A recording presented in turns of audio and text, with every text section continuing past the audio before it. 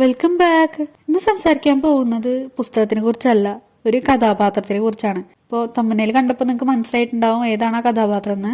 ചില കഥാപാത്രങ്ങൾ അങ്ങനെയാണല്ലേ, കഥാപാത്രത്തിനെ സൃഷ്ടിച്ച എഴുത്തുകാരനേക്കാളും ആ കഥാപാത്രം കടന്നു വരുന്ന കഥയെക്കാളും ഒക്കെ പ്രശസ്തമാകും. അങ്ങനെയുള്ള ഒരു കഥാപാത്രമാണ് ഡ്രാക്കുള അഥവാ ഡ്രാക്കുള പ്രഭു.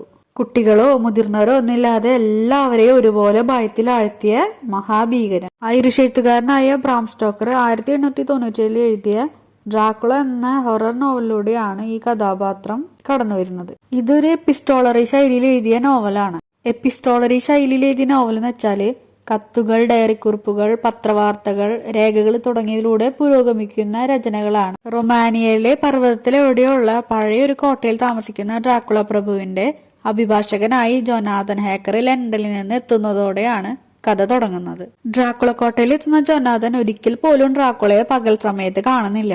പകല് ശവപ്പെട്ടിൽ ഉറങ്ങിക്കിടക്കുന്ന ഡ്രാക്കുള രാത്രിയാകുമ്പോൾ ഉണർന്ന് കോട്ടമതിലൂടെ താഴേക്ക് ഇറങ്ങി യുവതികളുടെ ചോര കുടിക്കാൻ പോവാണ് ചെയ്യുന്നത്. എന്നാൽ വൈകാതെ ജോനാഥൻ കാര്യങ്ങൾ മനസ്സിലാക്കുകയും അവിടെ നിന്ന് രക്ഷപ്പെടുകയും ചെയ്യുന്നു. ഡ്രാക്കുള പിന്നീട് ലണ്ടനിൽ എത്തുകയും ജോനാഥൻ ഹേക്കറിന്റെ അടുപ്പക്കാരെ തന്നെ തന്റെ ഇരകളാക്കുകയും ചെയ്യുന്നതോടുകൂടി ജോനാഥൻ ഹേക്കറും സുഹൃത്തുക്കളും പ്രൊഫസർ വാൻ ഹെൽസിംഗ് എന്ന് പറഞ്ഞ വ്യക്തിയുടെ സഹായത്തോടുകൂടി ഡ്രാക്കുളയെ തളയ്ക്കുകയാണ് ചെയ്യുന്നത്. ശക്തനും ഭീകരനും ക്രൂരനുമായ ഡ്രാക്കുളയെ ജോനാഥനും കൂട്ടരും ഇല്ലാതാക്കുന്നത് വെളുത്തുള്ളിപ്പൂക്കളും വെഞ്ചരിച്ച അപ്പകഷ്ണങ്ങളും ശവപ്പെട്ടിൽ വിതറിയിട്ട് ഡ്രാക്കുളയുടെ നെഞ്ചിൽ കുരിശ് അടിച്ചിറക്കിയാണ്. നൂറ്റാണ്ടുകൾ പ്രായമുള്ള രക്തരക്ഷസന്, അതായത് വാമ്പയറാണ് ഡ്രാക്കുള പ്രഭു. യുവതികളുടെ രക്തം കുടിച്ചുകൊണ്ടാണ് അയാൾ തന്റെ ചൈതന്യം നിലനിർത്തുന്നത്. കാഴ്ചയിൽ സുന്ദരനായ ഡ്രാക്കുളയ്ക്ക് സ്ത്രീകളെ ആകർഷിക്കാൻ വളരെയധികം കഴിവുണ്ട്. അവരെ ആകർഷിച്ച് കഴുത്തിൽ കോമ്പലുകൾ താഴ്ത്തി ചോര കുടിക്കുകയാണ് ചെയ്യുന്നത്. ഇങ്ങനെ ചോര നഷ്ടപ്പെടുന്ന ഡ്രാക്കുളയുടെ കടിയേൽക്കുന്ന യുവതികള് രക്തരക്ഷസുകളായി മാറി ആ കൊട്ടാരത്തിൽ അലയുന്നു. ഡ്രാക്കുളയ്ക്ക് വവ്വാലായി മാറാനും ചെന്നായ്ക്കളെ തന്റെ നിയന്ത്രണത്തിൽ വയ്ക്കാനും കഴിയുമായിരുന്നു. സാത്താന്റെ ഒരു പകർപ്പായിട്ടാണ് ഡ്രാക്കുളയെ ചിത്രീകരിച്ചിരിക്കുന്നത്. ഡ്രാക്കുള ഭയക്കുന്നത് അല്ലെങ്കിൽ ഡ്രാക്കുളയുടെ ശക്തി ക്ഷയിപ്പിക്കുന്നത് പകലും കുരിശും വെളുത്തുള്ളിപ്പൂക്കളുമാണ്. ബ്രാം സ്റ്റോക്കറിന് ഡ്രാക്കുള എന്നുള്ള കഥാപാത്രത്തെ സൃഷ്ടിക്കുന്നതിന് ഇൻസ്പിറേഷൻ ആയത് റൊമാനിയയിലെ വലാക്കിയ രാജവംശത്തിലെ വ്ളാദ് നാലാമനായിരുന്നു. പിശാച്ചിന്റെ മകൻ എന്നർത്ഥമുള്ള ഡ്രാക്കുള വ്ളാദിന്റെ കളിപ്പേരായിരുന്നു. അദ്ദേഹം ചോര കുടിച്ചാണ് യൗവനം നിലനിർത്തുന്നത് എന്നൊരു കഥ പ്രചരിച്ചിരുന്നു. വ്ളാദ് നാലാമൻ ഡ്രാക്കുള കോട്ട ആക്രമിക്കാൻ വന്ന ഒരു കൂട്ടം പടയാളികളെ കൊന്ന് അവരുടെ ശിരസിൽ ആണി അടിച്ച് താഴ്ത്തി കോട്ടമതിലിൽ ചാരി നിർത്തിയിരുന്നത്രേ. അത്രമാത്രം ക്രൂരതകൾ ജീവിച്ചിരുന്നപ്പോൾ ഡ്രാക്കുള പ്രഭു ചെയ്തിരുന്നതായി ട്രാൻസിൽവാനിയക്കാർ വിശ്വസിച്ചിരുന്നു.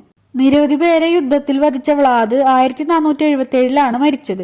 മരണത്തോടെ വ്ളാദിനെ കുറിച്ചുള്ള കഥകൾ പൊടിപ്പും തൊങ്ങലും വെച്ച് പ്രചരിക്കാൻ തുടങ്ങി. ആ കഥകളെ തന്റെ ഭാവനയുമായി കൂട്ടിയിണക്കിയാണ് ഡ്രാക്കുള എന്ന ഇതിഹാസ കഥാപാത്രത്തെ സ്റ്റോക്കർ സൃഷ്ടിക്കുന്നത്. ഡ്രാക്കുള പിന്നീട് സിനിമകളായും നാടകങ്ങളായും സ്വതന്ത്രാവിഷ്കാരങ്ങളുമായി പ്രശസ്തി നേടി. സിനിമകളിലെ ഡ്രാക്കുള വേഷങ്ങളിലൂടെ വളരെയധികം പ്രശംസ നേടിയ നടനാണ് ക്രിസ്റ്റഫർ ലീ. ഒരു കാലഘട്ടത്തിന്റെ തന്നെ ഡ്രാക്കുള എന്ന സങ്കല്പത്തിന്റെ മുഖമായിരുന്നു ലീ.